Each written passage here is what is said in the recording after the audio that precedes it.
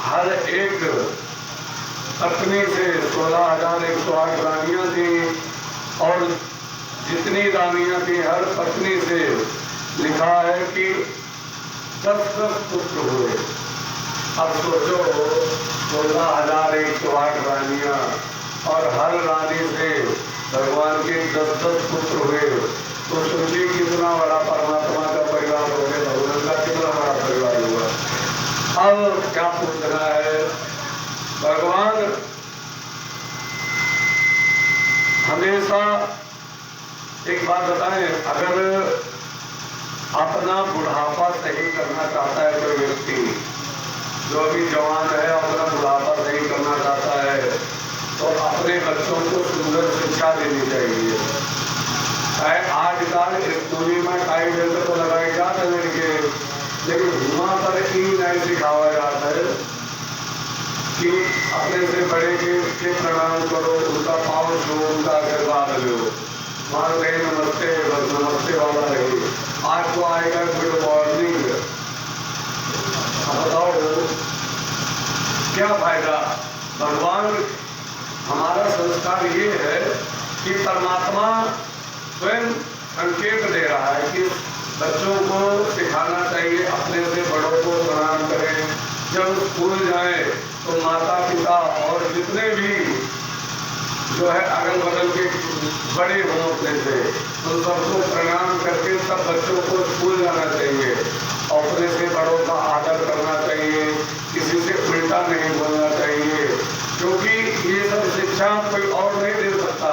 वहाँ तो केवल अंग्रेजी पढ़ाई कर रही है और कुछ नहीं।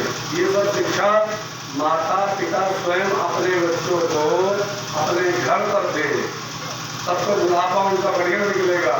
और जो शिक्षा नहीं दिया तो माता शत्रु पिता वैरी न बालो न पाठिता।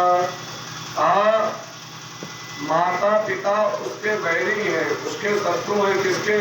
जिसने अपने बच्चों को सुंदर शिक्षा नहीं दी, उसके जो है माता पिता वैरी है। भगवान कन्हैया अपने बच्चों को सुंदर शिक्षा देते थे। एक बार बच्चों को बुलाकर लेकर गए घूमने के लिए, एक कुएं में एक बड़ा गिरगिट देखा, खूब बड़ा।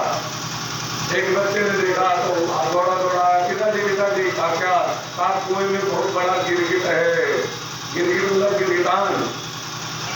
तो कहा चलो देखे और गए। जब तो कहा कौन हो तुम? कहा मुझे नहीं जानते हो। गिरगिट कह रहा मुझे नहीं जानते हो, मुझे तो संसार जानता है, मैं महाराज मृग हूँ, मृगो नाम नरेंद्रो हमी तनय प्रभो दानीश्वरख्या मानेषु यदि ते कर्णमुन्मादृशं। कहा मैं मृग हूँ, मैं प्राणियों में श्रेष्ठ हूँ। जानते हो मुझे दुनिया में कौन नहीं जानता। मैं डेली 1 लाख गाय दान करता था, जो है बढ़िया सोने का फूल और चांदी का, जो है सोने की सींग मड़ा करके चांदी का छत्र रख करके गले में बढ़िया सोने का हार डाल करके गाय दान करता था 1 लाख हमेशा। तो आज जब इतना पुण्य करते थे तो ये तुम्हारी हाल कैसा हुआ? अब बच्चे हैं, बच्चों के सामने रखना है। तो भगवान ने कहा, संक्षेप में कहा, भगवान ने कहा सुनो। भगवान से उस मृग ने कहा, आज जानते हो एक बार मैंने एक गाय एक ब्राह्मण को दान में दे दी। ब्राह्मण से यहाँ के जो है रस्सी तोड़ करके फूटा मार करके गाय चली आई, और गाय चली आई हमारे यहाँ, और हमारी गाय बिल्कुल गई। हमें क्या पता, हमने वही गाय दूसरे दिन दूसरे ब्राह्मण को दान में दे दी। और वो ब्राह्मण गाय ढूंढता हुआ आ रहा था और इधर ये रास्ते में मिले। ये ब्राह्मण लेके जाके वो गाय को कहा ये मेरी गाय है, दूसरे कहा नहीं मेरी है। दोनों झगड़ा करने लगे। कहा चलो राजा के पास चलते हैं, जिसने दान दिया है उसी के पास चलते हैं।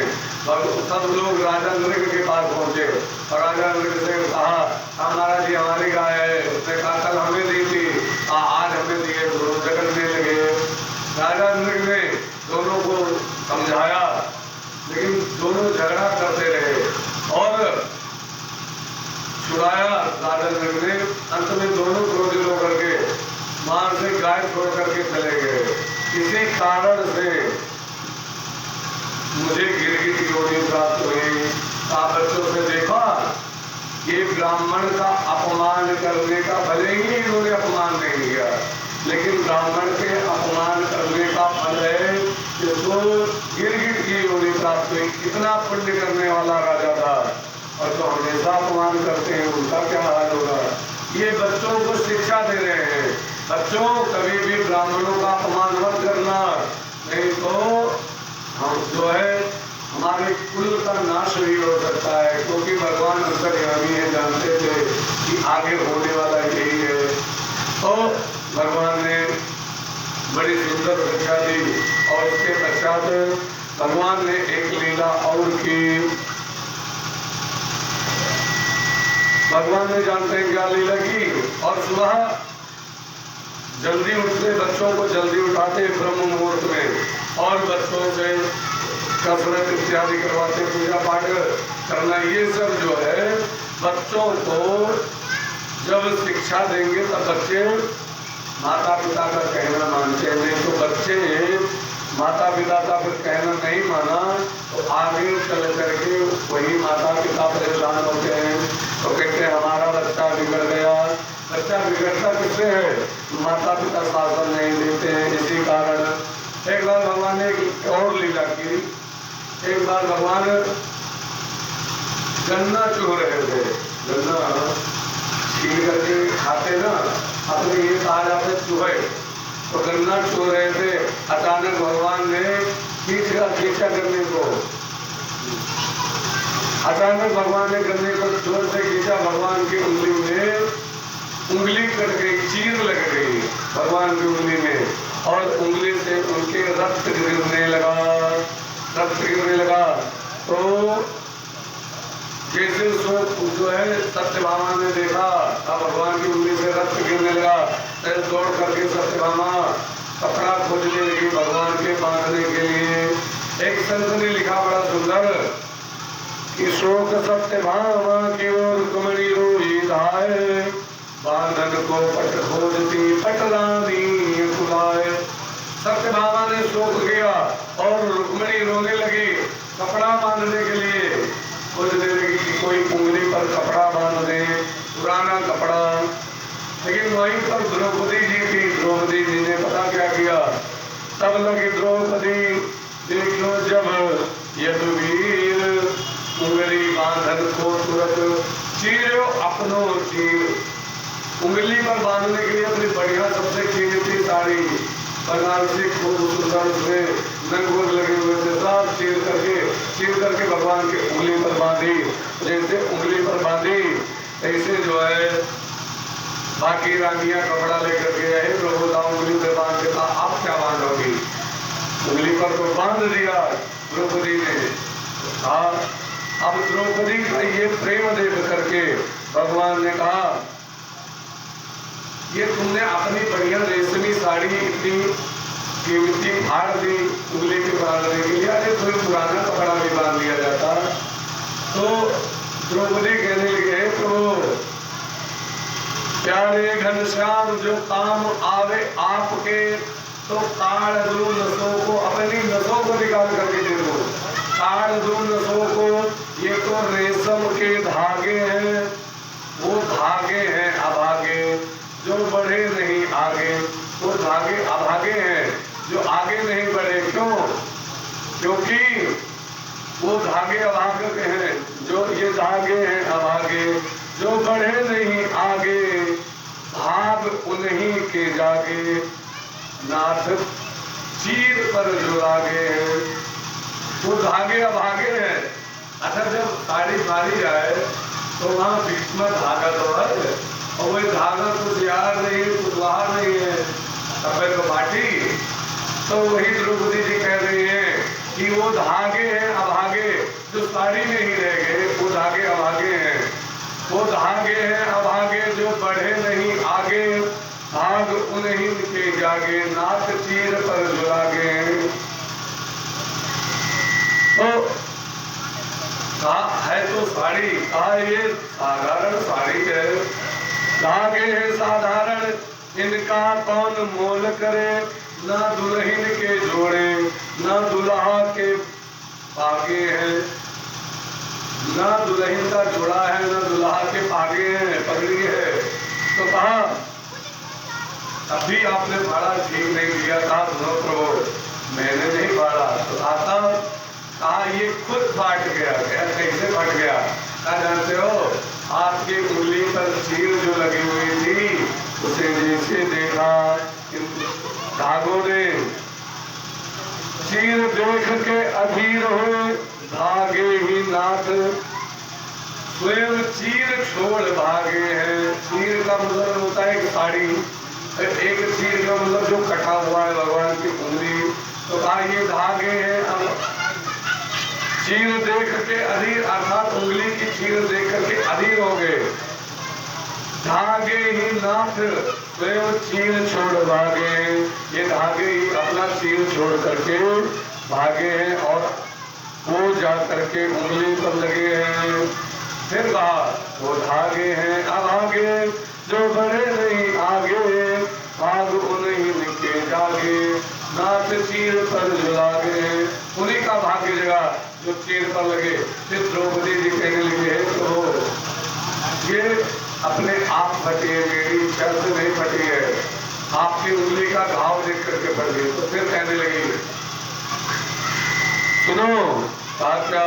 द्रौपदी से भगवान ने कहा रहेगा याद जीवन में कभी ना मैं भुलाऊंगा, कभी ना मैं भुलाऊंगा, समय पर द्रौपदी देखना तुम्हारे काम आऊंगा, तुम्हारे काम आऊंगा। इसलिए कहते हैं भगवान को कोई वस्तु चढ़ाने से वो वस्तु आपको अनंत गुना मिलती है। अब भगवान की उंगली पर बांधा था इसलिए अरे पट्टी का बड़ा चौड़ी होती, 3 अंगुल चौड़ी जा रहा, 3 अंगुल चौड़ी नहीं हुई, उंगली पर बांधेगा आपका और पतली नहीं हुए। उसको बांधा, उसके बदले में जब द्रौपदी का चीर हरण हो रहा था, कथा आप लोग जानते हैं, तब द्रौपदी ने भगवान से कहा है तो मेरी लाज बचाइए। तब उतने से चीर के बदले भगवान ने कितना चीर दिया, अर्थात कितना उनकी साड़ी बढ़ाई। क्या कहना 10,000 हाथियों का बल रखने वाला दुशासन निरंतर साड़ी खींचता जा रहा है, खींचता जा रहा है, खींचता जा रहा है। और इधर जो है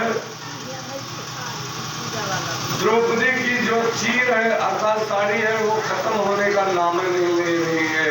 कभी ने लिखा कि साड़ी बीच नारी है, किनारी बीच साड़ी है, साड़ी ही किनारी है, किनारी ही साड़ी है।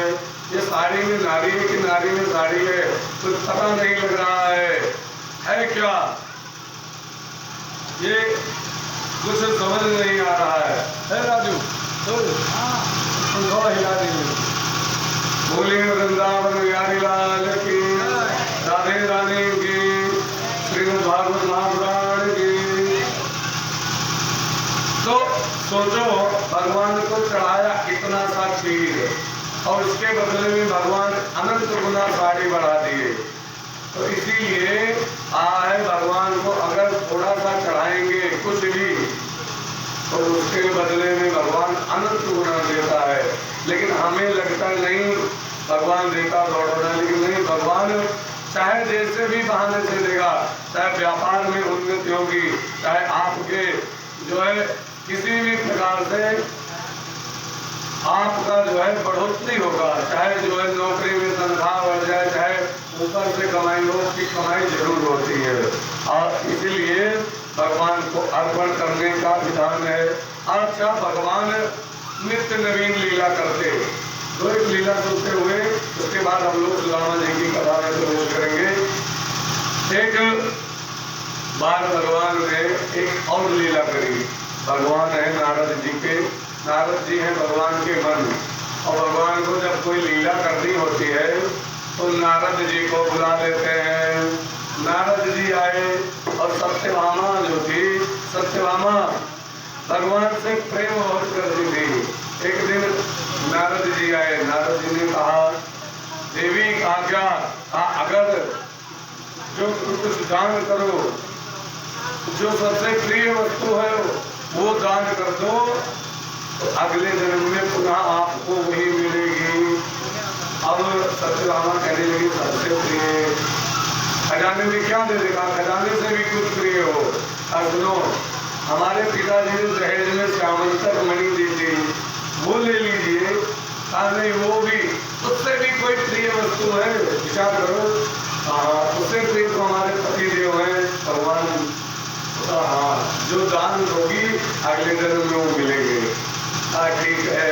नारद जी ने संकल्प करवा करके, ऐसे नहीं लिया, नारद जी ने कहा ऐसे हम नहीं लेंगे, संकल्प करवा करके भगवान के हाथ को पकड़ के, वो सत्यभामा जी ने हाथ पकड़ करके भगवान का नारद जी के हाथ में दे दिया।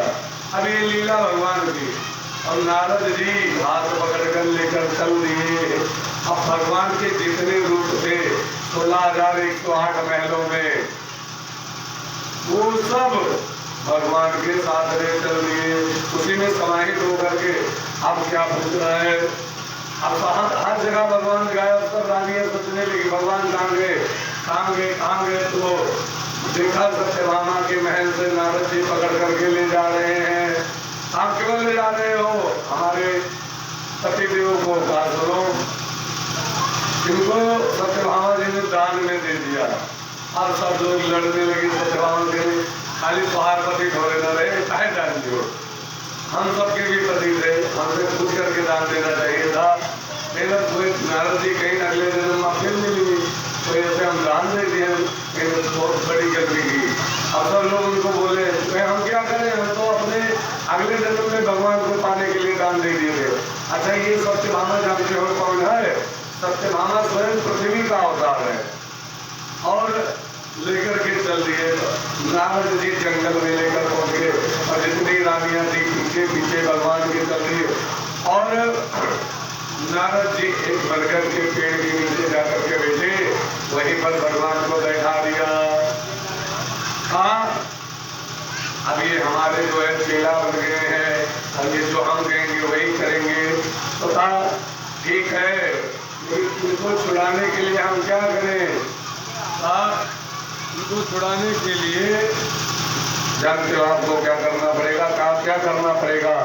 इनको छुड़ाने के लिए जितना इनके शरीर का वजन है उतना ही कुछ भी अन्न, वस्त्र, सोना, चांदी इत्यादि दान दे करके तब इनको छुड़ा लीजिए। तो क्या दिया जानते हैं? तो कहा हमारे यहाँ सोना चांदी धन की तो कोई कमी नहीं है, मंगाया गया धन खूब, सोना चांदी, हीरे जवाहरात, सोना पुखराज, और तराजू बांधा गया। एक तराजू पर भगवान बैठे, एक पलरे पर, और एक पलरे पर ये सब सोना चांदी इत्यादि लादते गए। भगवान का पलरा नीचे रहे, वो उठते ही नहीं था। अब गठरी में भर भर के बांधने लगे रस्सी में, खूब लादा, लेकिन भगवान का पलरा उठा नहीं। अब हम क्या करें? तो भगवान से पूछने लगे आप बताओ, कोई इसका तोड़ बताओ। भगवान ने कहा मैं बोल नहीं सकता। कहा क्यों? कहा मैं नारद जी के आधीन हूँ, अब नारद जी कहें तो मैं बोलूं, मैं तो नहीं बोल सकता। नारद जी से कहा मुनिवर आज्ञा दीजिए, बोले तो ये। अच्छा प्रभु बोल दीजिए। तो पूछने लगी, कहा ये बताओ आप कैसे आपका पलड़ा उठेगा ऊपर, ये हमें बताओ। कहा ये तो हमें हमारा पलड़ा उठाना जानते हैं क्यों? राधा रानी, उनके पास जाओ, वही उपाय कर सकते हैं, हम लोग नहीं कर सकते। राधा रानी गई और जाकर के राधा रानी के पास ये लोग गई और जाकर के निवेदन किया। राधा रानी की सुंदरता देख करके अपने आप को ये लज्जित महसूस करने लगी, क्योंकि कभी कभी रुक्मिणी जी भी सुनती थी, जितनी रानियां थी सुनती थी, राधे राधे प्रभु कहते रहते थे। तो रुक्मिणी जी कहने लगी राधा रानी इतनी सुंदर है क्या, उसका नाम जपते रहते हो? कहा हाँ, वो हमें बहुत प्रेम करती है। तो कहा ठीक है, अंदर सब लोग राधा रानी के पास पहुंची। जितनी रानियां थी, हमारे पतिदेव को छुड़ा लीजिए, नारद जी ने बंदी बना लिया है, उनको संकल्प करके ले लिया, पूरा बताया। अंदर जो है राधा रानी पहुंची और जब पहुंचने के लिए चली, जाने के लिए तो रास्ते में कुछ थोड़ा मुट्ठी में रख लिया और जा करके जब देखा तो भगवान का पलड़ा उठे ही ना। ये सब हटाओ, ये सोना चांदी, ये हीरे जवाहरात पन्ना पोहराज, ये सब रखा है, हटाओ। सब हटवा दिया। कहा ये रखेगी क्या? एक तुलसी के पत्र उठा करके पलड़े पर जैसे रखा, भगवान का पलड़ा खट से ऊपर और वो तुलसी पत्र का पलड़ा नीचे। तो कहने का भाव है, भगवान को प्रेम से अगर तुलसी पत्र दिया जाए तो भगवान को उतने में ही खरीद लिया जा सकता है। भगवान इतने दयालु हैं।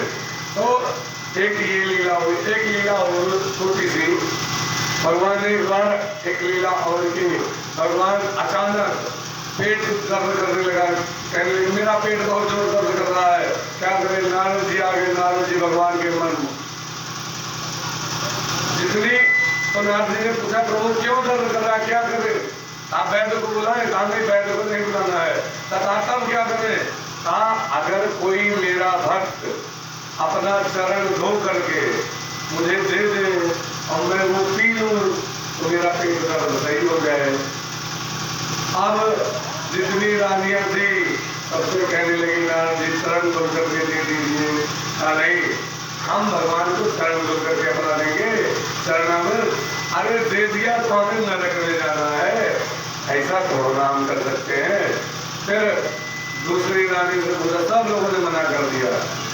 तो रुक्मिणी ने कहने लगे नारद जी आप भी तो भगवान के भक्त हो, अपना चरणामृत आप दे दीजिए, वो पी ले। नारद जी कहा नहीं, मेरे बस की बात नहीं है। तो आप लोग अब आप ही कोई उपाय बताइए, जो कह रहे हैं आपका पेट दर्द कर रहा है, तो आप ही अब कोई उपाय बताइए कैसे कार्य हो। तो कहा सुनो, जाओ जाकर के वृंदावन में राधा रानी यमुना के किनारे बैठी हुई है, उनसे जाकर के कहो वो चरणामृत ले देंगी। जैसे जो है राधा रानी के पास पहुंचे, कन्हैया नारद जी, राधा रानी ने पूछा कन्हैया कुशल क्षेम में तो आए तो? हाँ, लेकिन अभी पेट बहुत जोर दर्द कर रहा है। तो आप पेट दर्द कर रहा है तो वैद्य को नहीं बुलाया? कहा नहीं, उन्होंने कहा है अगर कोई मेरा भक्त मुझे अपना चरणामृत दे देगा तो उसे मैं पी लूंगा तो मेरा पेट दर्द सही हो जाएगा। तो आप अपना चरणामृत दे दीजिए। नारद जी ने कहा राधा रानी से। राधा रानी ने कहा अरे बहुत तो मैं अपना चरण काट के दे दूं, वही लाभ लेकर जाकर के धुल करके पिला देना, नहीं तो बहुत चरणामृत दे दो या मैं स्वयं चलूं। नारद जी ने कहा कुछ भी करने की जरूरत नहीं, आप अपना चरणामृत दे दीजिए।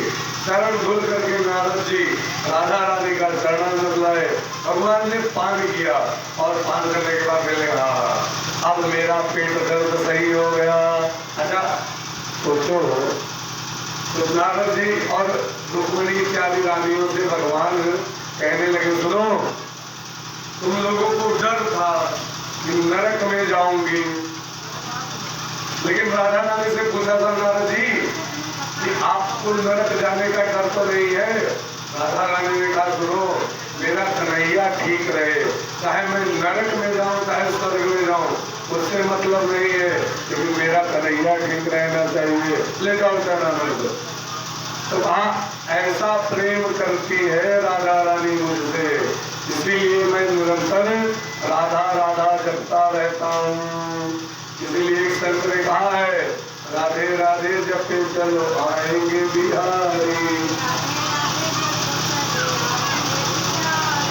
आएंगे बिहारी चले आएंगे बिहारी।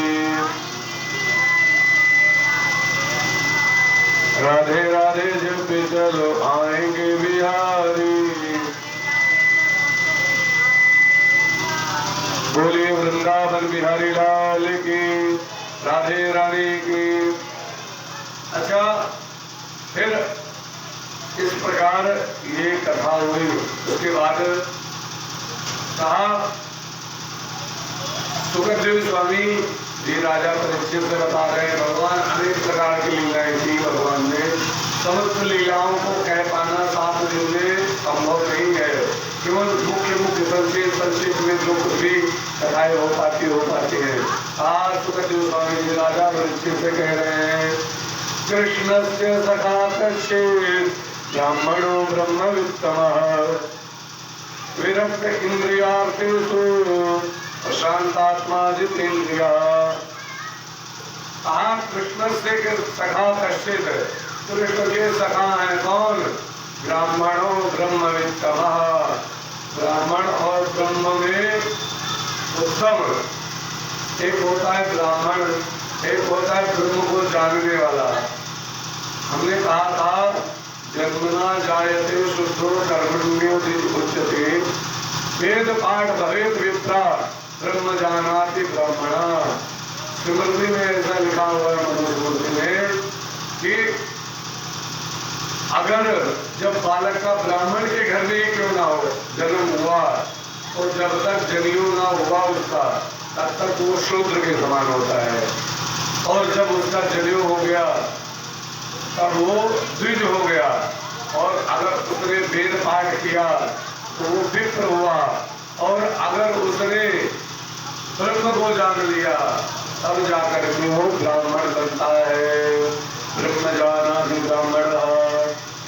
तो ये इनके अंदर समस्त संस्कार है। ये ब्राह्मण के घर उत्पन्न हुए, ये न्यू हुआ, और वेद पाठ करने वाले थे, और ये ब्रह्म को जानने वाले थे, और इंद्रियों से विरक्त थे।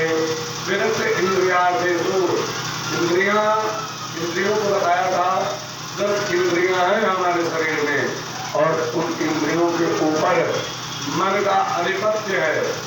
मन जैसा चाहता है वैसे इंद्रियों को चलाता है। जैसे हमने बताया था आँख नाक कान त्वचा जीवा, और ये 5 ज्ञान इंद्रिय, हाथ पैर मलमूत्र द्वार और कंठ जो है ये ज्ञान जो है कर्म इंद्रिय। अब इनसे हम लोग, अब इनके ऊपर मन है। मन जो अगर चाहे तो अपने उदाहरण के तौर पर अगर मन चाहे तो खाली जनरेटर की आवाजें सुनाई पड़े, पंडित साहब बढ़ाते वो तो मन करे। मन अगर खाने के साथ जनरेटर की आवाज सुनेंगे, तो अगर कोई मोटरसाइकिल लेके आओ जीवन से रेस नहीं चलिए तो फट से खाने में आवाज गया, फट से आगे जाएगा धुआं। कथा बहुत ही हुए थे, लेकिन धुआं देखने के लिए हुए तो ये मन के खेल हुए। हर मन ही के ऐसे जो है मन भागता है। अब मैं लड़के हाला जाओ था, मैं उधर जैसे आम किनारे गया उधर लड़के घर में मन चला जाएगी, तो ऐसे मन भागता है और मन इंद्रियों को भगाता है। लेकिन भगवान यहाँ सुदामा जी अपनी इंद्रियों के ऊपर अपना आधिपत्य स्थापित किए हुए हैं।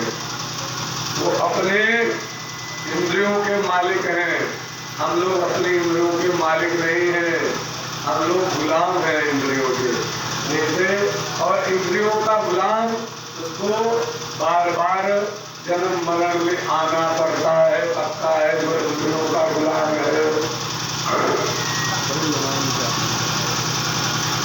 बोले वृंदावन बिहारी लाल की। और ये इंद्रियों का इनके ऊपर आधिपत्य था। तो कहा ये विरक्त थे, जो मिल जाए उसी में संतुष्ट, न मिले तो कोई बात नहीं। कभी कभी लोग कहते हैं कि सुदामा जी दरिद्र थे। सुदामा जी दरिद्र नहीं थे। दरिद्र का तात्पर्य होता है दरिद्रो यस्य असंतुष्टो। दरिद्र का मतलब होता है जिसको संतुष्टि नहीं है वही दरिद्र है। सुदामा जी गरीब थे। सुदामा जी की कुटिया में कई छेद थे, जो है नेवरा आता देता था, इतने बड़े बड़े छेद थे। और सुदामा जी कभी कभी भोजन नहीं करते थे, 4-5 दिन बीत जाते थे, और भगवान का नाम लेकर के भगवान का भोग लगा करके भगवान को और जल पी करके रह जाते थे 4-5 दिन। ऐसे थे सुदामा जी। लेकिन अगर भूखा कोई द्वार पर आ जाए तो उसको भोजन कराते थे। सुदामा जी की ये विशेषता थी। सुदामा जी विरक्त इंद्रियातेषु प्रशांतात्मा जिज्ञासुया। तो दरिद्र कौन था? सुदामा जी की पत्नी का नाम था सुशीला। तो उसको जो धन चाहिए था वो चाहती थी। लिखा दरिद्र सीन माना सा वेपपाना विगम्य था। सुशीला दरिद्र थी, उसको धन की चाह थी, तो वो चाहती थी। एक बार पता चला कि भगवान सुदामा जी के मित्र हैं द्वारिकाधीश। तो सुशीला ने दिमाग लगाया, आज एक काम करते हैं, इनको वहां भेजें, उसको दक्षिणा मिलेगी, कुछ दिन चलेगा काम, इनके मित्र हैं तो इसकी सहायता तो करेंगे। सुदामा जी से कहा, ननु ब्रह्मण भगवतः साखा साक्षी प्रजापति ब्रह्मण्य शरण्य भगवान तत्वर्षा। मुझे अरे आपको पता लगा आपके मित्र हैं द्वारकाधीश, अरे उनके यहाँ आप एक बार चले जाते तो अच्छा था, बढ़िया हो जाता। तो कुछ दिन जो है खर्चा चल जाता। तब सुदामा ने कहा, जो सोचते हो कि मैं उनसे मांगने जाऊंगा तो मैं मांगने जाने वाला नहीं हूँ। तब तुमने दिमाग लगाया था अगर इसको मांगे, नहीं मैंने ये कहा, सुशीला कह रही, मैंने ये कहा कि उनके यहाँ चले जाएंगे तो भगवान है, उनके दर्शन होंगे तो हमारा कल्याण होगा, चले जाएंगे। हाँ, अयम ही परमो लाभ उत्तम श्लोक दर्शन, उनके दर्शन करना परम लाभ है, ये सही रहेगा, मैं चले जाऊंगा। भगवान के पास सुदामा जी चल दिए और उनको जब चलने लगे तो 5-6 घर से मुट्ठी जो है थोड़ा चावल लाएगी सुशीला, और उसमें कई प्रकार के चावल थे दिखाने के लिए। जो चाची को 3 मुट्ठी उसके घर में मिल जाता है, लेकिन दिखाने के लिए भगवान को कहीं पीले चावल और भुजिया चावल, अर्जुन लेवा भुजिया थी, कहीं भुजिया चावल और कहीं लंबे वाले चावल, कोई जो है किनकी, ये प्रकार से निरंगा चावल लेकर के आए, बिल्कुल मिलाया हुआ, पोटली में बांध करके कपड़ा सी करके तो इधर उधर से पोटली में बांध करके सुदामा जी को दे दिया। सुदामा जी चल दिए। सुदामा जी बड़े दुबले थे, ब्राह्मण थे, दुबले थे और चलने में भी उन्हें कष्ट होता था, कंधा लेकर के चलते थे। सुदामा जी जब चलने लगे तो भगवान का स्मरण हो रहा है और सुदामा जी जा रहे हैं, हे प्रभु मिलता है सच्चा सुख केवल भगवान तुम्हारे चरणों में, यह विनती है पल छिन छिन की, रहे ध्यान तुम्हारे चरणों में। कष्ट हो रहा है और धूप भी है, चाहे अग्नि में मुझे जलना हो, चाहे कांटों पर मुझे चलना हो, चाहे छोड़ के देश निकलना हो, रहे ध्यान तुम्हारे चरणों में।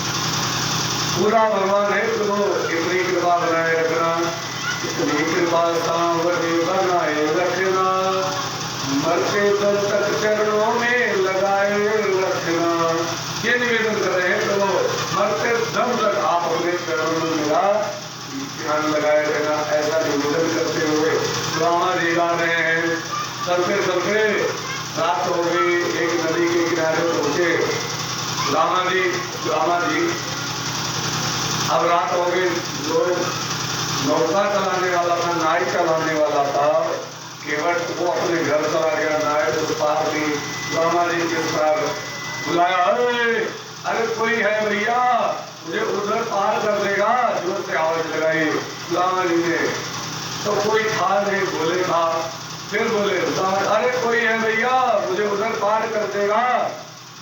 भगवान प्रकट हो गए, केवट के रूप में। भगवान ने कहा हाँ, आए रहे हैं, पार कर देंगे।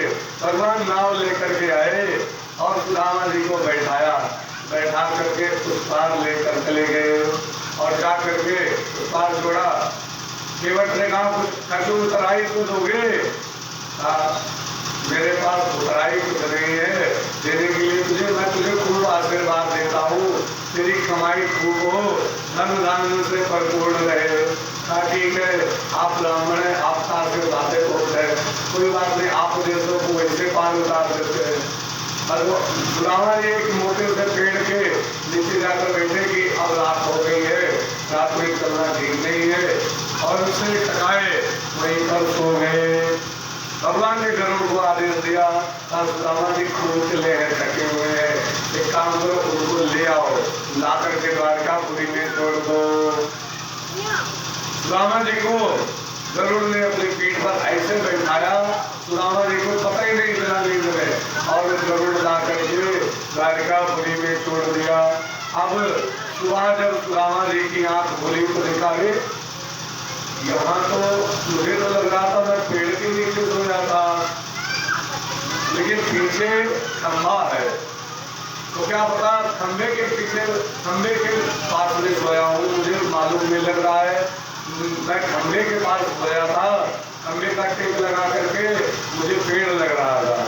सुदामा जी ने नित्य क्रिया करी, अपनी जो नित्य क्रिया होती है, उसके बाद पूछा था यहाँ पे कनुआ कहाँ रहता है? आप बताओ। सुदामा जी ने पूछा द्वारकापुरी में यहाँ पर कनुआ कहाँ रहता है? कनुआ कहाँ, कान्हा कहाँ रहता है? कान्हा हमने एक व्यक्ति से पूछा, कान्हा कहाँ? हम नहीं जानते कान्हा कहाँ रहता है। तो कहा अरे रे उसका हटो नीचे सारा लेके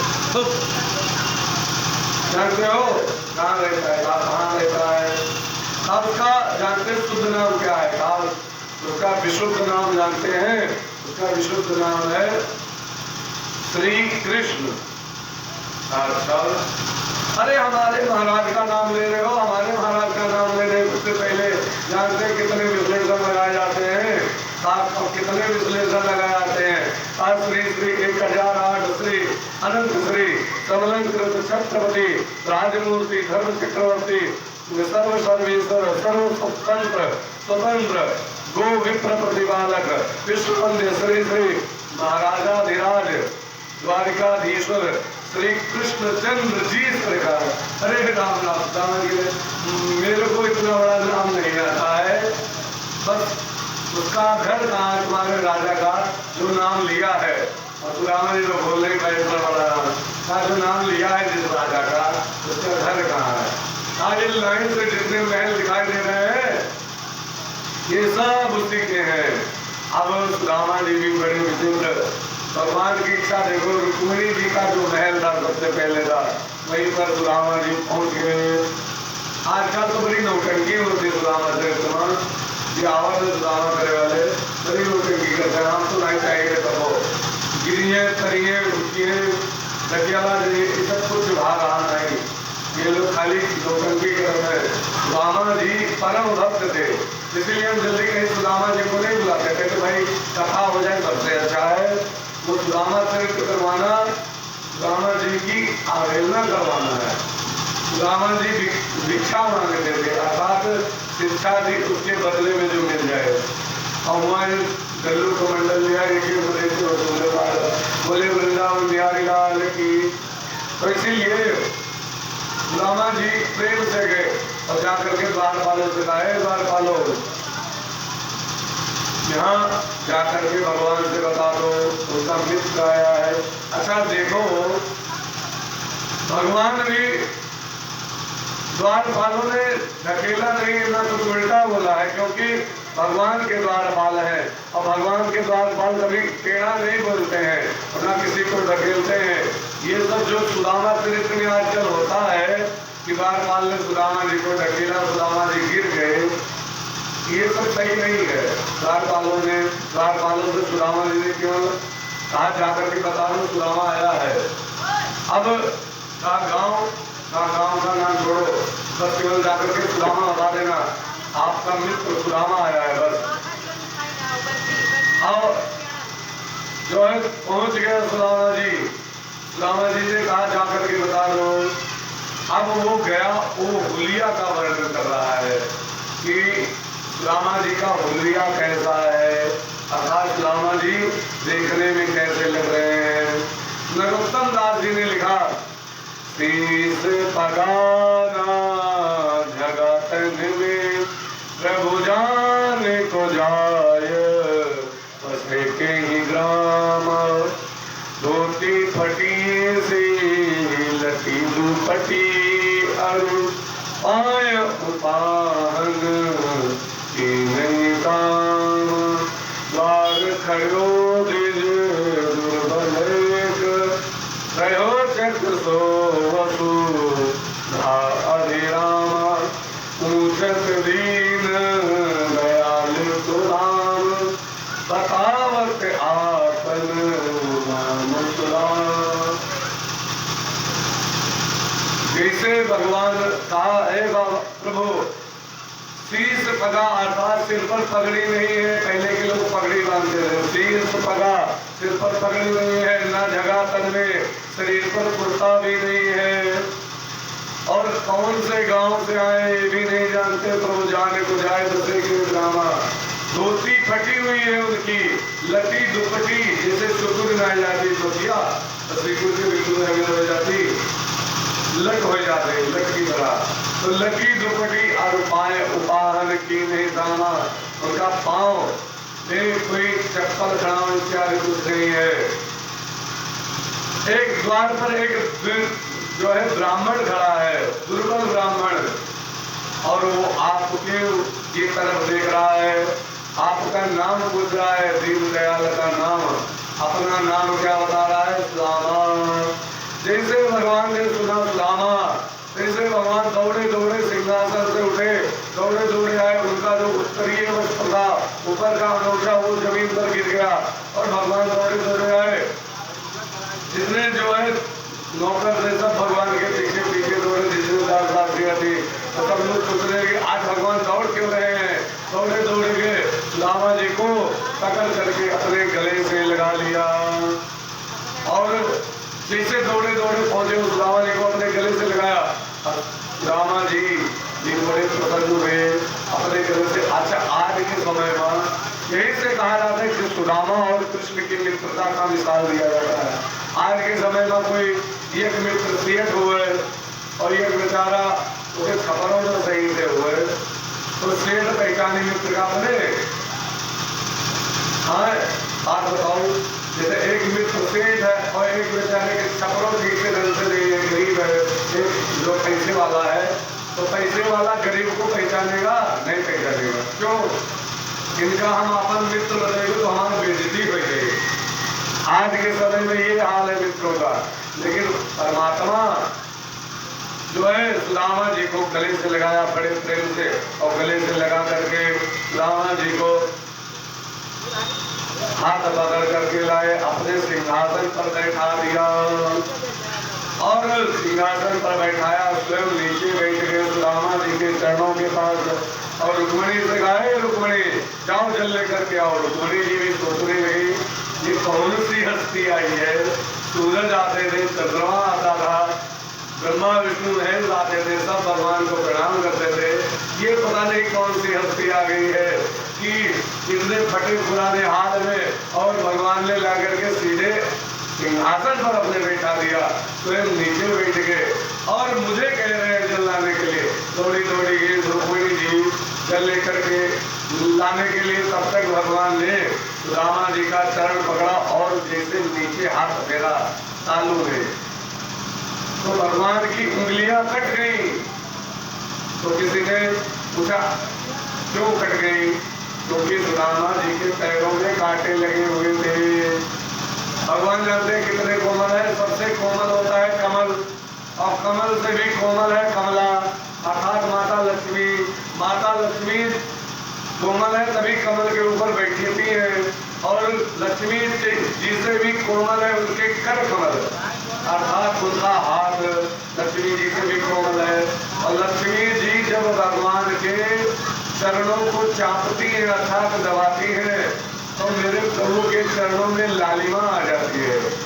भगवान सोचो कितने कोमल है, जैसे हाथ लगाया ऐसे जो है, जैसे हाथ लगाया ऐसे उनके हाथ कट गया, और जैसे हाथ रखा, नरोत्तम दास जी ने लिखा, ऐसे बिहाल देवाइन सो पग कंटक जाल लगे पुनि जोई, आए महादुख आए सखा तुम, इतने नहीं आए इतने दिन खोए, देखी सुदामा की दीन दशा, करुणा करके करुणा निधि रोए, पानी परात को हाथ दियो नहीं, नैनन के जल तो पग धोए। ऐसा बेहाल बीमारी फटी हुई पैरों की, और पैरों में कंटक लगे हुए, अर्थात कांटे लगे हुए हैं, और एक दो कांटे नहीं अनंत कांटे लगे हुए, कांटों का जाल लगा हुआ है, कंटक जाल लगे हुए। आए महादुख, इतना बड़ा तुम्हें दुख मिला मेरे सखा मेरे मित्र, तुम यहाँ नहीं आए, इतने दिन तुमने विसार दिया, इतने दिन खो दिया।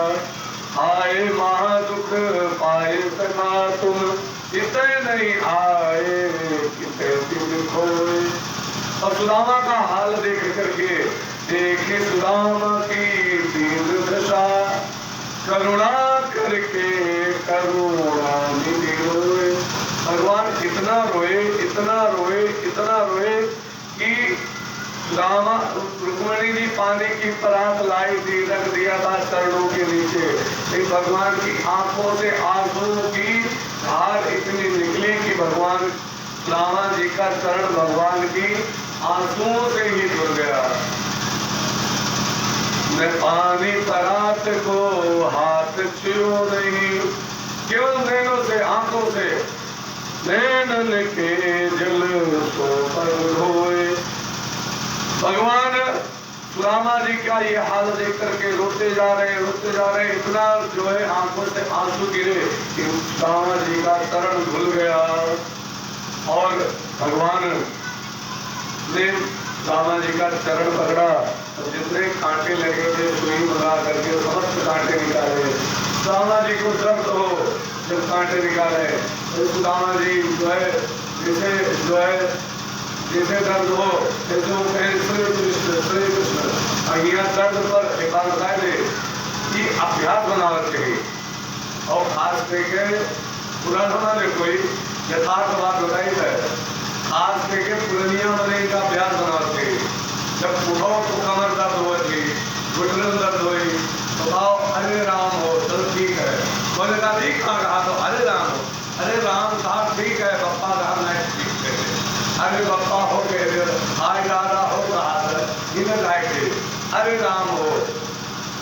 जो ये अभ्यास बना रहा, और कहूँ अचानक जब शरीर में जब मृत्यु आती है तो लिखा है कि 1000 बिच्छू के डंक मारने जितना दर्द होता है शरीर में, और उस समय जब प्राण निकलता है तो दर्द होगा, और दर्द हुई यहाँ आदत बनी रही, तो कहा मृत्यु के समय अरे राम हो तो कल्याण होगा। जो अगर राम नाम अंत समय निकल गया तो कल्याण हो गया समझ लीजिए।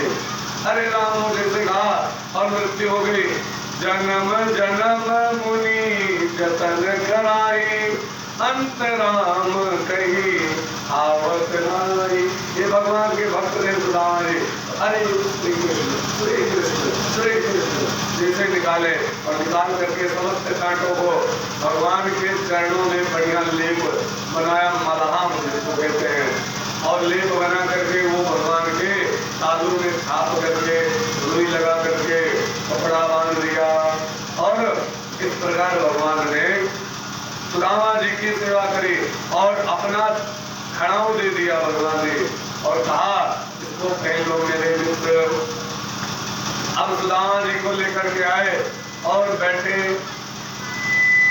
बढ़िया जो है जैसे गाय लगाई जाती, और गाय लगाई जाती तो वहाँ घाव हुआ था ना, और फेना कितना कोमल होता है और कितना उज्जवल होता है, जिससे वही फेना की तरह भगवान का बिस्तर था, उस पर ले जाकर के सुदामा जी को बिठाया और बैठा करके पूछने लगे और बढ़िया है कुशल देव कहाँ और अपना बढ़िया है, आप विवाह किया?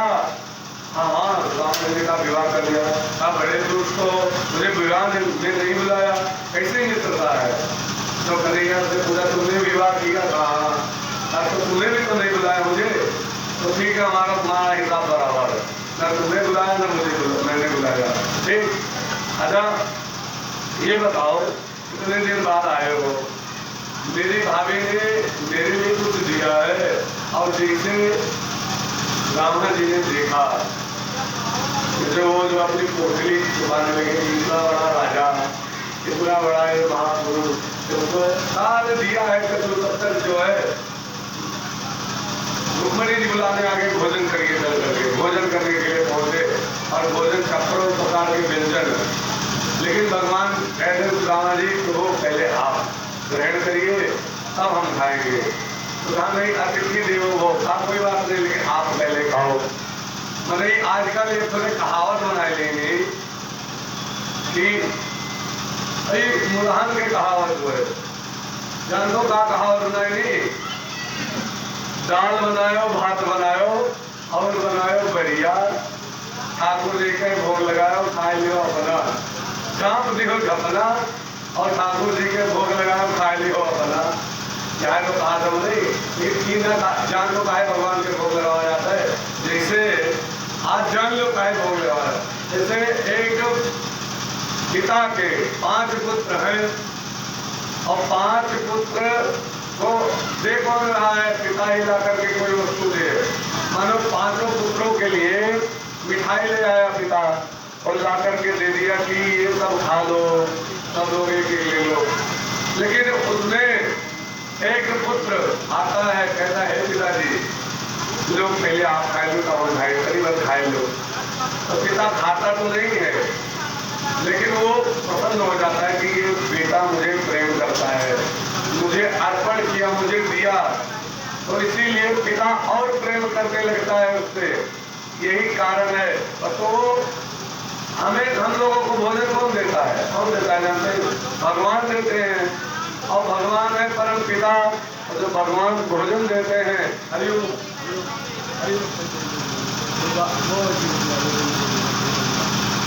बोले वृंदावन बिहारी लाल की, बोले राधे रानी की। जैसे पिता किसी के लिए लड्डू लाए बच्चों के लिए और बच्चों को दे कि सब लोग एक ले लो, और एक बच्चा है पिता जिसे कहे पापा थोड़े खा लो, तो पिताजी खाएगा नहीं पिता, लेकिन उसको बड़ा दुलार देगा, लड्डू तो खाए लो और मनो खावा। ऐसे ही परमात्मा हम सबका पिता है और उसको हमने भोग लगाया, वो ग्रहण नहीं करता, लेकिन जैसे भोग लगाते हैं वो प्रसन्न हो जाता है। परमात्मा कहता है कि ये मेरा भक्त है, मुझे प्रेम करने वाला है, तो जैसे भोग लगा कहता बेटा तुम खा लो, और वो प्रसाद बन जाता है और भगवान की असीम अनुकंपा और बन जाती है। तो ये कहावत के चक्कर में नहीं पड़ना चाहिए, दाल बनाओ भात बनाओ झाँप दियो झपना, ठाकुर जी के भोग लगाओ खाए दियो अपना, ये सब नहीं, कहावत में नहीं पड़ना चाहिए, ये दुष्टों की कहावत है। भगवान का भोग लगाने से वही भोजन प्रसाद बन जाता है, मगर तो भोजन रात है। गरुड़ पुराण में तो इतना तक लिखा है कि भगवान का भोग लगा करके जो नहीं खाता है वो समझ लो तेरहवीं का भोजन कर रहा है, असुर भोजन कर रहा है, फिर ही खाते समझ लो, ऐसा हाल है। और यहाँ पर मजाक उड़ाते हैं, बोलिए वृंदावन बिहारी लाल की, समाधि करें आप प्रभु पहले खाइए उसके बाद हम खाएंगे। भगवान ने एक कौर देर से खाया, सुदामा जी भी खाने लगे और सुदामा जी इतने संतुष्ट थे, 56 प्रकार के व्यंजन थे, लेकिन कुछ भी उसमें ज्यादा नहीं खाया। और खा लो, खा नहीं बेटा, लल्ला ज्यादा खा लेंगे तो रात में नींद आती है, भोजन कम करना चाहिए, तभी भगवान का रात में भजन हो पाता है। नहीं तो ज्यादा खाता है तो नींद आती है, तो ज्यादा नहीं खाएंगे। सुदामा जी को पुनः ला करके बिठाया, कहा अच्छा हमारी बात कट गई थी, ये बताओ मेरी भाभी ने मेरे लिए क्या दिया? हाँ जानते हो आपकी भाभी ने कुछ नहीं दिया, दो चार छप्पन प्रकार के व्यंजन किए हैं, जिनको हम तंदूर पकड़ाएंगे, चावल सही नहीं है, उसको जो है धीरे से और चुकाने लगे। भगवान कहने लगे हाँ आज के नहीं आज के चोर हो, पहले भी तुमने जो है ये चुराया था हमारा, हम समझ गए, पहले भी तुमने चुराया था